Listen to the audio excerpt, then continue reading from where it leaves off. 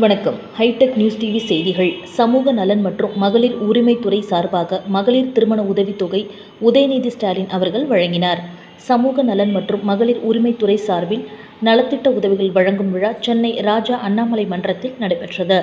நிகழ்ச்சியில் 4 வகையான திருமண உதவி திட்டங்களான ஈவேரா மணியம்மையார்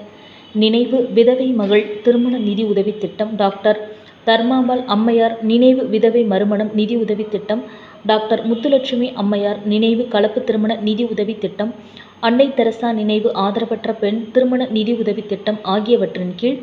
பட்டம் மற்றும் பட்டயம் படித்த 416 பயனாளிகளுக்கு தலா ரூபாய் 50,000 வீதம் 2.8 கோடி நிதி உதவியும், 10 மற்றும் 12ஆம் வகுப்பு படித்த 135 பயனாளிகளுக்கு ரூபாய் 25,000 வீதம் ரூபாய் 33.75 லட்சம் நிதி உதவியும்,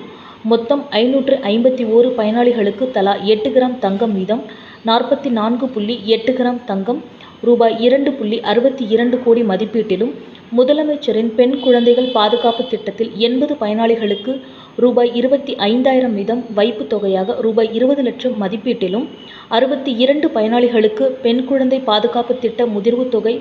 ரூபாய் 27.90 லட்சம் மதிப்பிலும் வழங்கப்பட்டது. சமூக நலன் மற்றும் மகளிர் உரிமைத்துறை அமைச்சர் கீதா ஜீவன் தலைமையில் நடைபெற்ற இந்நிகழ்ச்சியில் சிறப்பு அழைப்பாளராக இளைஞர் நலன் மற்றும் விளையாட்டுத்துறை அமைச்சர் உதயநிதி ஸ்டாலின், இந்து அறநிலையத்துறை அமைச்சர் PK சேகர் பாபு, சிறு குறு தொழில் மற்றும் நகர்ப்புற வாழ்விட மேம்பாட்டுத்துறை அமைச்சர் தாமோ அன்பரசன், சென்னை மாநகராட்சி துணை மேயர் மகேஷ், சமூக நலன் மற்றும் மகளிர் துறை ஆணையர் அமுதவல்லி உள்ளிட்ட பலர் இந்நிகழ்வில் கலந்து கொண்டனர்.